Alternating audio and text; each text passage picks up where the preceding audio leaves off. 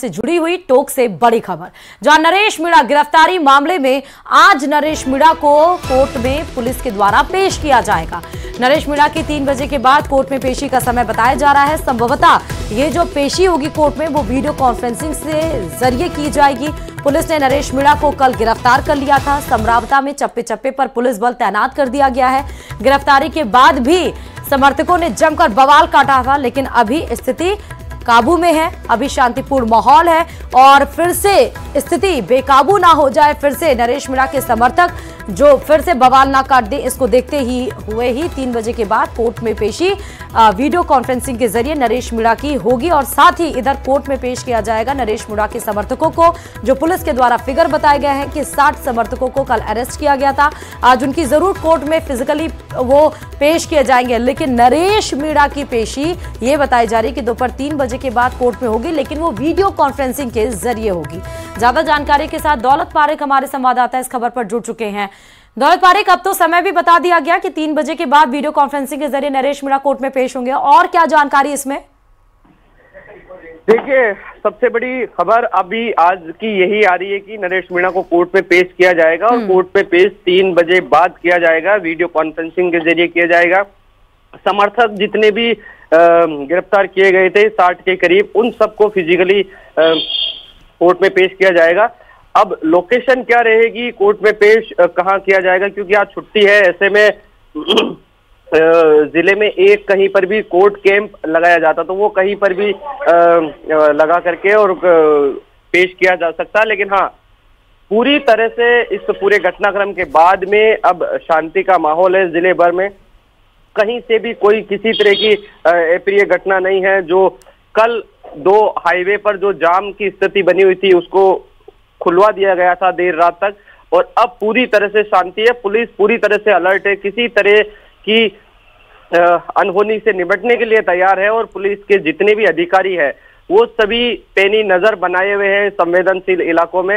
हालांकि जो घटना हुई थी, ऐसा अधिकारियों से बातचीत में कि टोंक जिले के जो पब्लिक है वो इस तरह की घटनाक्रम में शामिल नहीं होती, लेकिन संभवतः सामने आ रहा है कि बाहर दूसरे जिलों के जो लोग आए थे उन लोगों की तरफ से इस तरह की घटनाक्रम को अंजाम दिया गया और अब कहीं न कहीं उन लोगों को भी जिले से बाहर निकाल दिया गया है और वो किसी तरह की कोई घटना है वो इस तरह की सामने फिलहाल नहीं आ रही है। जी ठीक है दौलत, एक बात और बताएगा कि क्योंकि गिरफ्तारी हुई तो उस दरमियान कुछ पूछताछ भी हुई है, कुछ बात ऐसी अलग से पता चली हो पूछताछ के दरमियान?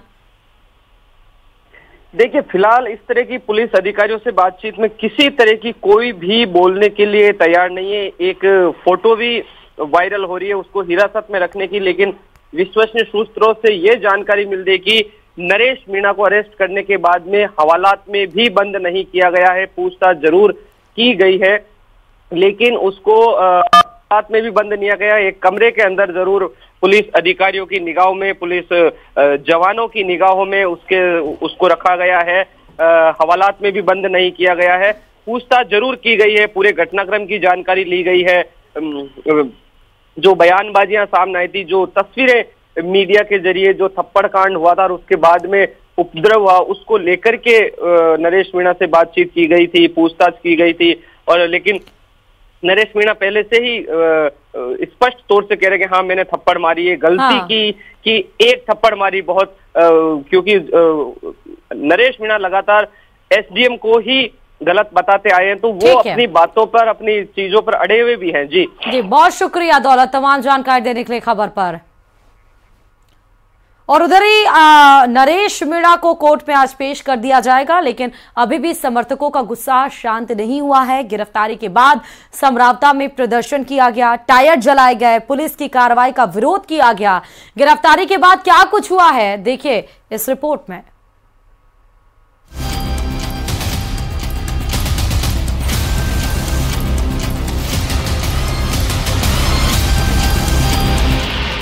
हंगामे और बवाल के बाद थप्पड़बाज गिरफ्तार।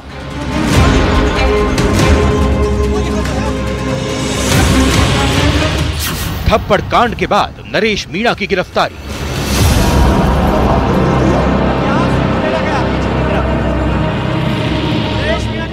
समरावता गांव में समर्थकों ने काटा बवाल।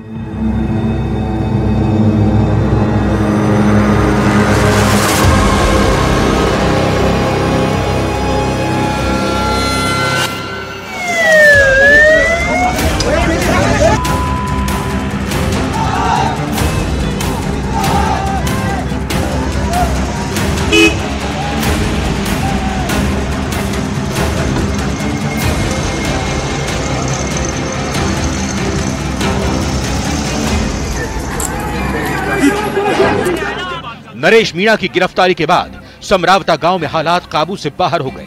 समर्थक आपा खोने लगे, जगह जगह आगजनी की गई। पुलिस नरेश मीणा को लेकर ना जा सके, इसके लिए पुलिस के रास्ते रोक दिए गए। पुलिस ने हल्का बल प्रयोग कर कई समर्थकों को हिरासत में ले लिया।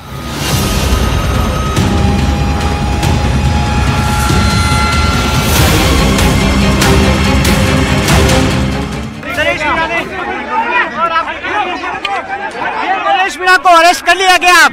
अब वज्रवान में बैठा लिया गया। पुलिस यहां से लेकर जा रही है। फोर्स डिप्लॉयड है।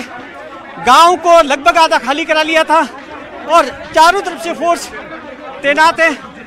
और यहाँ इस वक्त नरेश मीणा को अरेस्ट कर लिया गया। वो नरेश मीणा जिसने एसडीएम अमित चौधरी को थप्पड़ मारी थी और नरेश मीणा ने कुछ देर पहले न्यूज 18 इंडिया से कहा था उस थप्पड़ को भी जायज ठहराने की कोशिश कर रहे थे। नरेश मीणा कल धरने पर बैठे थे और यही समरावता गांव है जिसने वोटिंग का बहिष्कार किया था। समरावता गांव की समस्या ये है कि इनको ये दूसरी तहसील में रहना चाहते।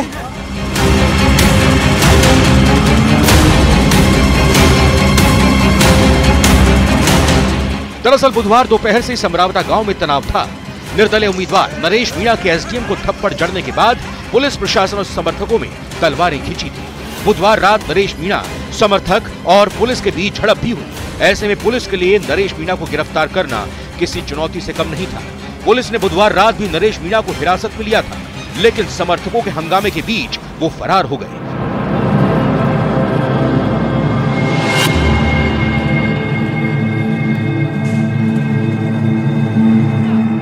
वहीं गुरुवार सुबह करीब 9:30 बजे नरेश मीणा अचानक समरावता गांव पहुंचे और पुलिस पर मारपीट के आरोप लगाए। ऐसे में एक बार फिर भारी पुलिस बल समरावता गांव पहुंचा और मामले में आरोपी लोगों को सरेंडर करने की अपील की। अब तो यह देखिए कि अब फोर्स वहां से गांव जो समर्थक थे समर्थन में आए थे उनको भगाने के बाद में फोर्स अब एक फोर्स का जो एक टुकड़ी है वो गांव से बाहर निकल रही है, लेकिन अलग अलग रास्ते जो चौक कर रखे हैं वहां पर अलग अलग जगह पर फोर्स का डिप्लॉयमेंट है और वो समर्थकों को भगाने की कोशिश कर रही है जो नरेश मीणा की गिरफ्तारी के विरोध में आए हैं। टोंक के एसपी भारी पुलिस फोर्स के साथ नरेश मीणा को गिरफ्तार करने उसी गांव में पहुंचे थे जहां मीणा अपने समर्थकों के साथ धरने पर बैठे थे। हालांकि इस बीच नरेश मीणा सरेंडर करने से मना करते रहे। वो कह रहे थे कि जब तक उनकी शर्त नहीं मानी जाती तब तक वो सरेंडर नहीं करेंगे। काफी देर तक पुलिस हालात काबू करने की कोशिश करती रही, लेकिन आखिर में नरेश मीणा को गिरफ्तार कर लिया गया। उन्हें गाड़ी में बैठाकर पुलिस ले जाने लगी, लेकिन समर्थकों ने एक बार फिर हिंसक रूप अख्तियार कर लिया।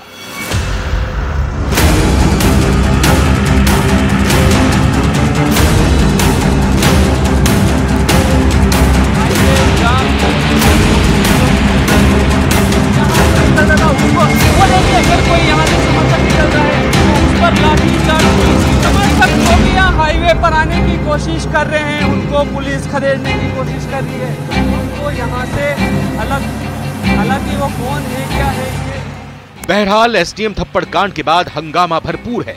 अब देखने वाली बात यह होगी कि हंगामे का असर राजनीति में किस तरह से देखने को मिलता है। टोंक से दौलत पारी की रिपोर्ट।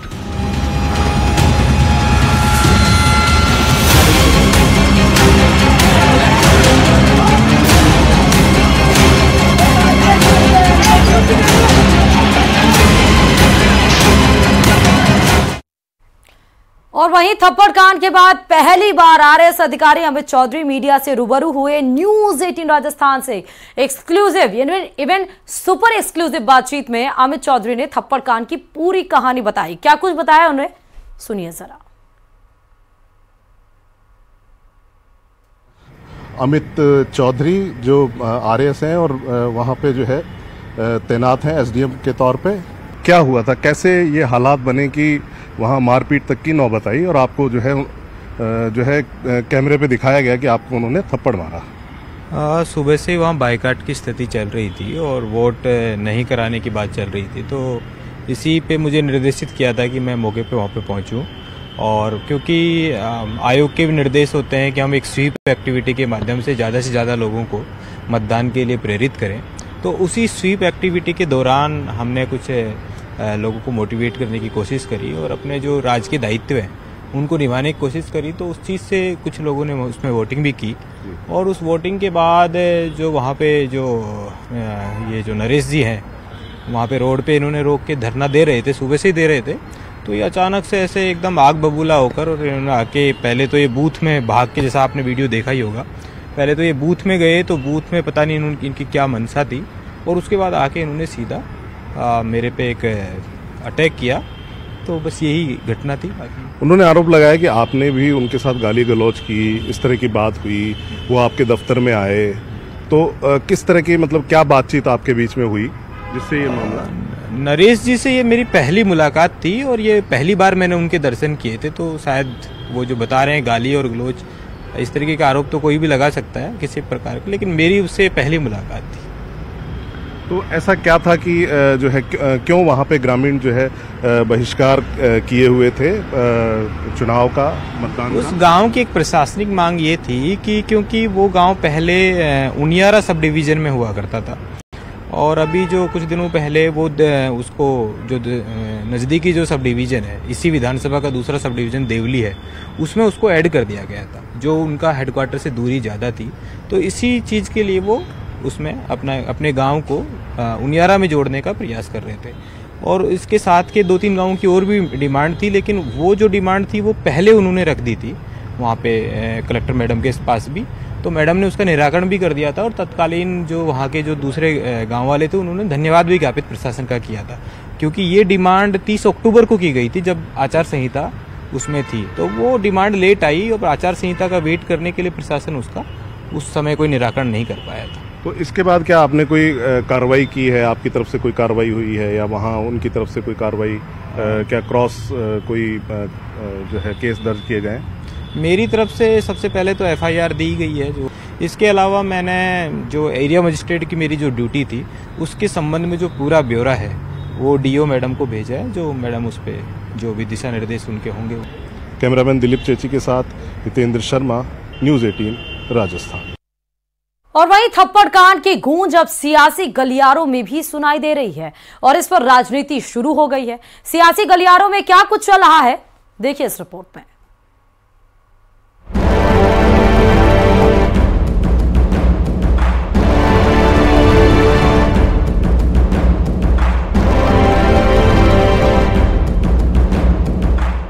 थप्पड़ कांड पर सियासत में उबाल। थप्पड़ लगाए कोई व्यक्ति, ये स्थिति बनी क्यों? कांग्रेस ने प्रदेश सरकार पर उठाए सवाल। सरकार जो है पूरे मामले को संभाल नहीं पा रही है, उनकी कानून व्यवस्था सही नहीं है। अगर हम संविधान को कमजोर करेंगे तो इस प्रकार की घटनाओं पर मैं समझता हूँ हम रोक नहीं लगा पाएंगे। सरकार ने आरोपों को किया दरकिनार। ऐसी कोई भी घटना स्वीकार्य नहीं है। दोषियों पर होगा करारा प्रहार। गड़बड़ी करने वाला कोई भी व्यक्ति हो, अपराध करने वाला कोई भी व्यक्ति हो, उसको तुरंत गिरफ्तार करके कड़ी से कड़ी कार्रवाई करें। बुधवार को निर्दलीय प्रत्याशी नरेश मीणा ने पोलिंग बूथ पर SDM अमित चौधरी को थप्पड़ क्या जड़ दिया, सूबे का सियासी पारा चढ़ गया। प्रदेश के पूर्व मुख्यमंत्री अशोक गहलोत ने भजनलाल सरकार के इकबाल पर सवाल उठा दिए। जो कल की घटना बड़ी दुर्भाग्यपूर्ण घटना है। अब कल की घटना के बाद में आप बताइए, सरकार का इकबाल बचा है क्या? सरकार का इकबाल होता है गवर्नेंस के लिए, शासन तब होता है तब अच्छा गवर्नेंस में इकबाल बना रहे।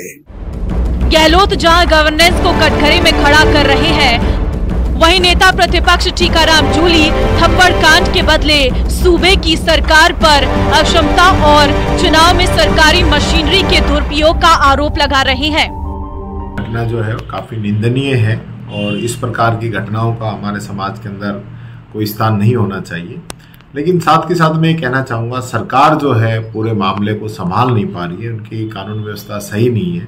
और जिस प्रकार का इनका काम रहा है, कई जगह पे खुद हमने, जैसे अलवर की हम बात करें तो हमने खुद चुनाव आयोग को शिकायत दी, वहाँ प्रेस कॉन्फ्रेंस हमने की कि किस प्रकार से जो पुलिस है वो पार्टी बन के बीजेपी के कार्यकर्ता के रूप में काम कर रही थी। तो इस प्रकार की जो चीजें हैं, ये अगर हम संविधान को कमजोर करेंगे तो इस प्रकार की घटनाओं पर मैं समझता हूँ हम रोक नहीं लगा पाएंगे।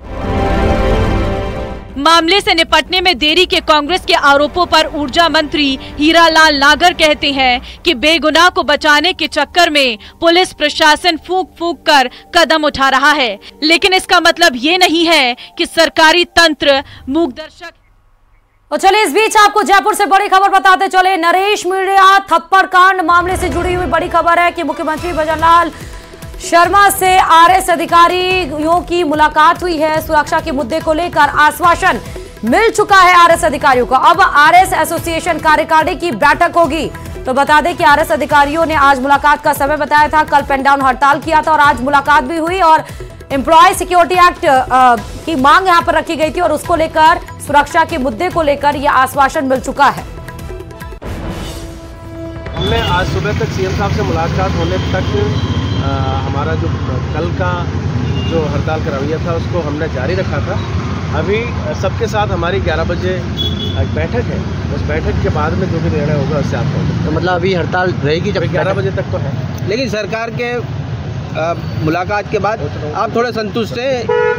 हाँ, हम काफ़ी हद तक संतुष्ट हैं, लेकिन हमने आज सुबह तक सीएम साहब से मुलाकात होने तक हमारा जो कल का जो हड़ताल का रवैया था उसको हमने जारी रखा था।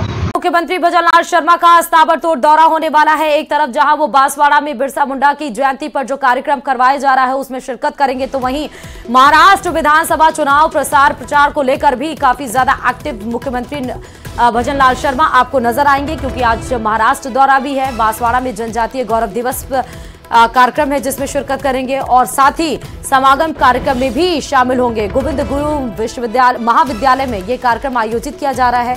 फिर दोपहर 3:40 पर इन सारे कार्यक्रमों में होने के बाद फिर 3:40 पर वो पुणे के लिए रवाना होंगे और पुणे के चिचवाड़ में विधानसभा चुनाव को लेकर प्रचार प्रसार करते हुए मुख्यमंत्री भजनलाल शर्मा नजर आएंगे।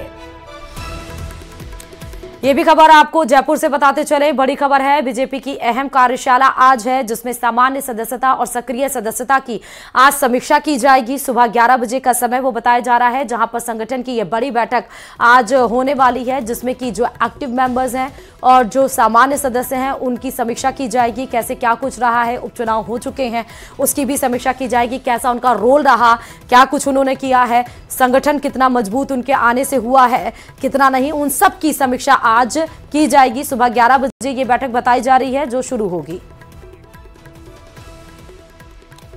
और रुकते हैं छोटे से ब्रेक के लिए। खबरों का सिलसिला लेकिन फिलहाल अभी जारी है मारो राजस्थान में।